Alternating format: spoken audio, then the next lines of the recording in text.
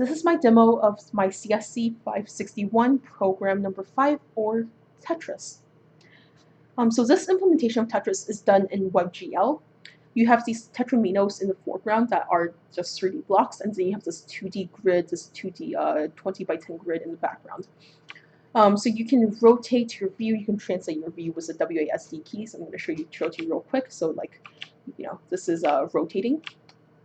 And I'm just going to get it to a point where you can see that the grid itself is actually 2D. So as you can see, the grid is 2D. You can press the escape key to reset your view. And like the WASD keys, if you don't press shift, it will just translate it. So you can move closer, you can move to the left, right, up, down. Okay, so let's reset that too.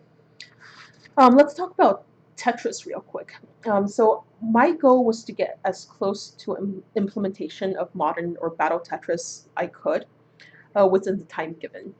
So there's a couple of distinguishing features that distinguishes modern Tetris from classic Tetris. There's the 7 bag for one. So what the 7 bag means is that there's 7 tetraminos, right? They're put into this bag and then they're permuted, and you're guaranteed to get at least one tetramino, before another piece repeats. So you keep drawing from this randomly permuted bag until there's no more tetraminos left in the bag, and then you just get another bag, you permute it, and you start drawing from the second bag.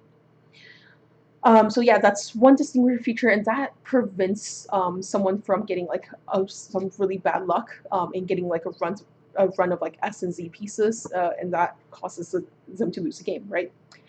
Another distinguishing feature is the piece preview. You can kind of see it here. There's usually a 5-piece preview.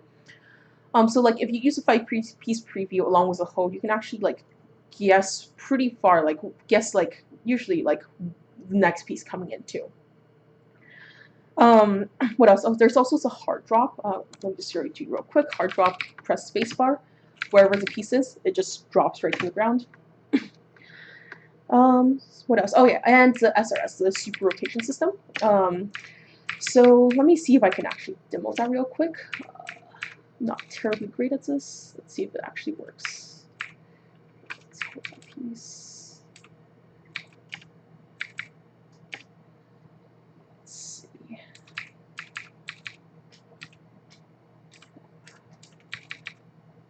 Okay, so this is I'm trying to set up for a T-spin here. It's actually not going to be a great T-spin because, as you can see, I have an extra space there. But you know what? It shows what the rotation system is. So basically, once you get the piece into place, you can rotate it past the overhang and get the piece to lock into place there. Let me see if I can get a better example.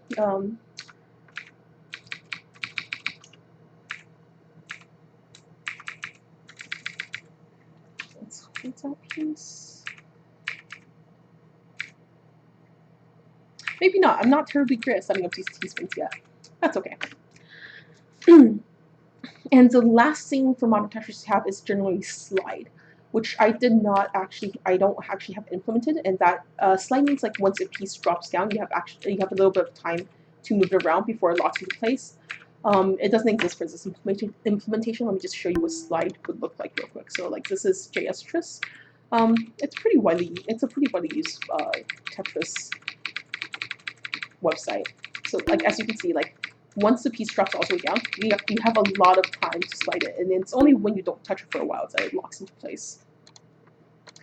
And I'll probably get that in the next version if I want to actively keep developing this. So yeah, that's Tetris. Let me see, is there anything else interesting?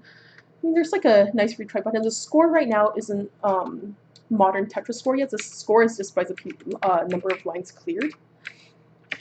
In modern Tetris, depending on your combo count or whether or not you do a T-spin, your score changes in very different ways. What else? Oh yeah, and the WebGL implementation, it's sometimes the loading is a little bit slow, especially when you get more and more pieces on the board. I think my next move for this program is actually just to remove all the WebGL and replace it with HTML canvas, because like that is a lot faster. And my implementation, like it's not like locked into WebGL. Like I've abstracted out the model, the Tetris model, and like the WebGL rendering component well enough that it should be easy enough just to like get rid of WebGL and just put in a HTML canvas. So yeah, that's pretty much it. If if you get a game over, it plays a little ditty from when Mario dies in Super Mario.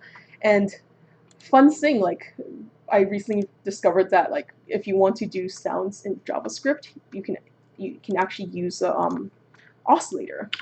So let me just show it to you real quick. So right here, if you define an oscillator, you can actually give it the frequencies that you want to play.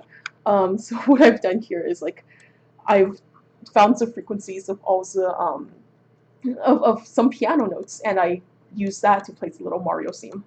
So it's kind of cute. Yeah, that's pretty much it for this demo.